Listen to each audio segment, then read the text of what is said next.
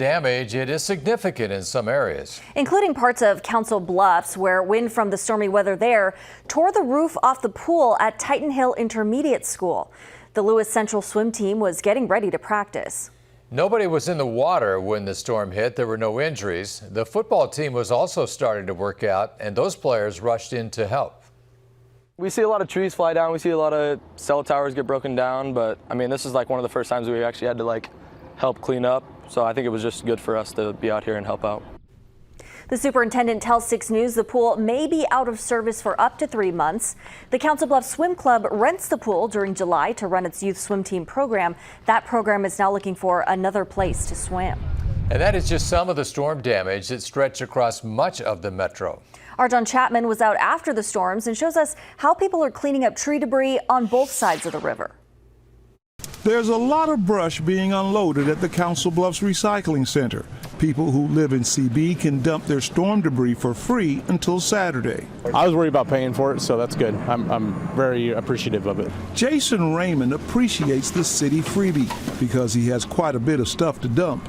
Yeah, neighbor's tree got knocked down pretty good. I went out and chopped it up in the middle of the road. This is just from my yard, not very much. Most people getting rid of their storm debris told us for the most part, Council Bluffs was lucky this time. It wasn't really terrible. I had like 2 big limbs, mostly small limbs that just kind of had to pick up before you have to mow. But older neighborhoods in Omaha took a harder punch. The storm knocked out power to Tony Cannon's home. My hookup for my electric line from the power pole is on the ground. It ripped that whole thing out of my house. Dennis Walton just had a new driveway and sidewalk poured. The tree that caused the sidewalk damage also took out his vehicle. Well, that's not a good thing. I only had liability insurance, and again, we're on a string of bad luck, so there you go.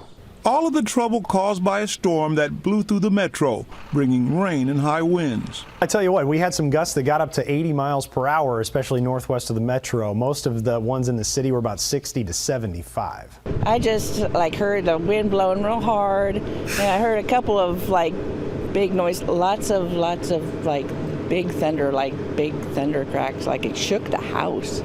One thing in common on both sides of the river, a lot of people will have some type of storm debris to get rid of. On your side in the metro, I'm John Chapman, 6 News. The free tree disposal in Council Bluffs is only for city residents and not available to businesses, surrounding communities, or outlying areas. Residents will have to show identification for your proof of address. Storm also caused damage in Sioux City. Taylor Deckert from our sister station has an update for us tonight.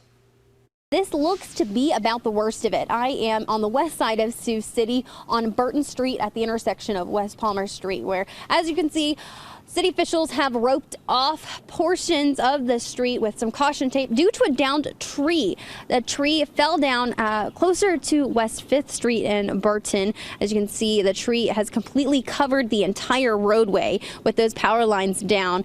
And this can be a dangerous situation for people in the neighborhood, also causing lots of households with a power outage. I know electricity companies are working to get this cleaned up. There are some cars honking just because this is a little bit of a major vein to get to another section of Sioux City, so the city services are doing what they can to get this cleaned up in a timely manner. This is happening all over the city in just little pockets, but this looks to be about the worst of it.